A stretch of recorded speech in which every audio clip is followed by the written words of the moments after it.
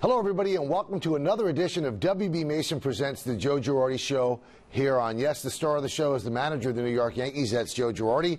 I'm Michael Kay, and obviously you know how we do this show, and you know that you can be involved with the show as well. All you have to do throughout the week is go to AskJoe@YesNetwork.com or go to our Facebook and Twitter pages. We've got a lot of stuff to talk about today, Joe. You ready? I'm ready. All right, Derek Jeter returns to the stadium. What does that mean to your team? What do you think it means to Jeter? Well, I think it's great for him to be back, not only for him but also for our club, just to have his presence in the clubhouse. And the guy that's done it the right way for so long, it's almost like he's coming in and checking in a sense. And to see him be around the guys, he's smiling. Sometimes when you're in Tampa rehabbing by yourself, you can feel kind of alone, but it's good to have him back. Now, I remember Joe Torre once said that he hated to give Jeter a day off because he's the most annoying guy ever on the bench. Right. So he's on the bench. Is he annoying you? No, because he has a boot on his foot.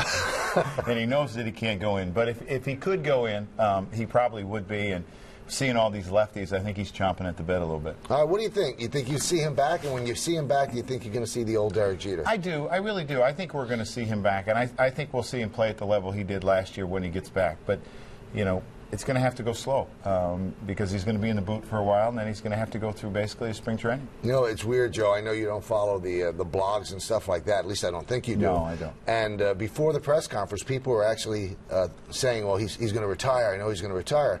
That's just not his way. He's not going to retire on an injury. No, he's not. He's going to do everything he can to get back. I mean, he's already started doing some exercises on it, you know, just some light stuff.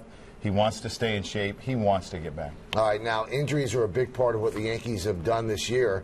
It seems like everybody's picking everybody else up, and then you get more injuries during the Blue Jay series, and it was really within a couple of innings. First, we start with Cervelli. Yeah, he got his hand hit by a foul ball. He broke his hand. He had surgery on Saturday. They did it right away, which is good.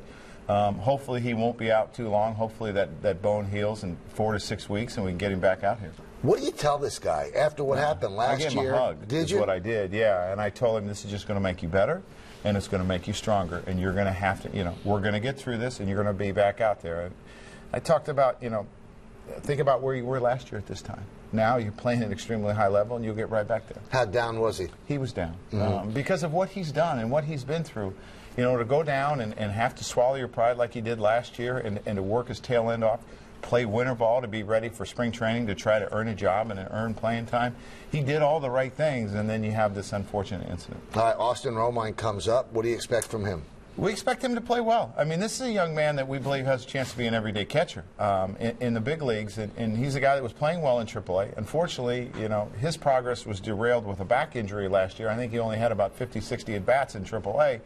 And he was playing very well, and he's going to play up here, too. All right, now a couple of innings after Cervelli goes down, then all of a sudden Ivan Nova, you guys run out to the mound. It didn't seem like anything happened on the mound, but we find out later he had told you he felt something in his elbow. Yeah, he just felt that his tricep was a little bit tight, and he just felt that he wanted to try to go back out there and see if he could work it out. And we saw the first two hitters, and we didn't like what we saw, so we took him out. He has an MRI, and I guess there's a big, big fear, elbow ligament, Tommy John surgery. It's tricep. Okay. It's his tricep where it attaches to the elbow. So that's good news. Yeah, he's just got some inflammation. That'll get knocked out. Do you think that that's been there a while, and that's why he hasn't been himself? Because in the first inning of that game, he looked really good, Joe. Yeah, no, I don't think so. I think it just kind of crept up, and that happens to pitchers. I mean, tendonitis is part of who they are, and sometimes you can manage it, and sometimes you can't. All right, now we've been talking about injuries, and one of the guys that stepped in, Derek Jeter, is out, and Eduardo Nunez is the shortstop, and he struggled a little bit with his hitting, but I was talking to your hitting coach, Kevin Long, and he said, I got to tell you, we want to straighten out his hitting, but if he hits 150 and fields the way he's fielding, he's going to be good for us.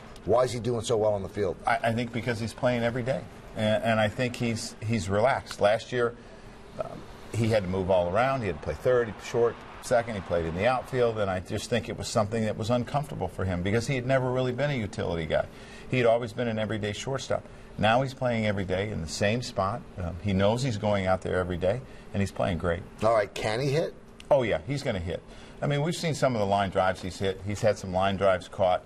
He's going to hit. All right, now a couple of things happened during the week. Andy Pettitte takes his first loss in Tampa Bay, and he actually pitched pretty well. He did. He had the one inning that kind of, you know, it got away from him a little bit. But he pitched very well.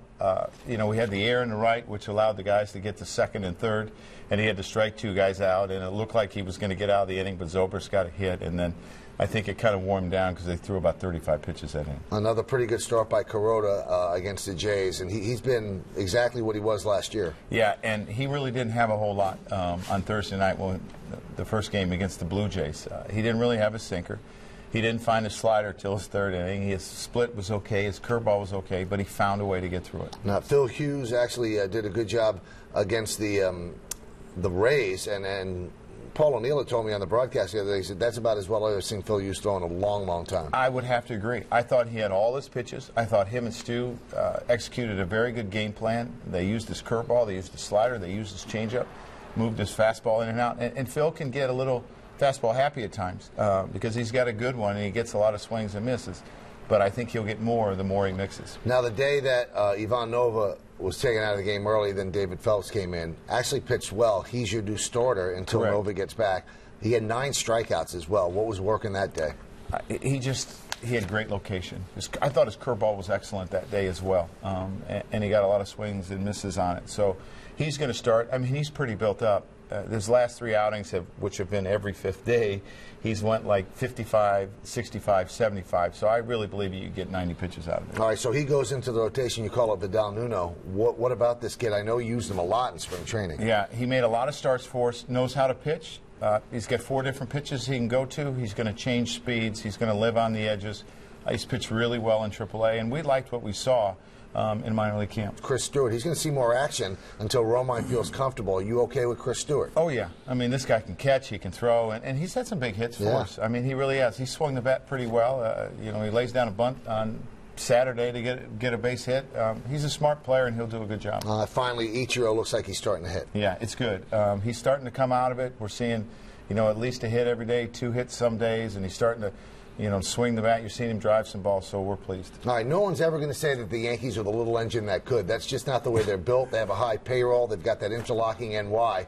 But this is the little locomotive that could. Everybody goes down. They weren't supposed to hit home runs, and they've certainly done that. We'll talk about that with the manager of the Yankees right here on WB Mason Presents The Joe Girardi Show on Yes.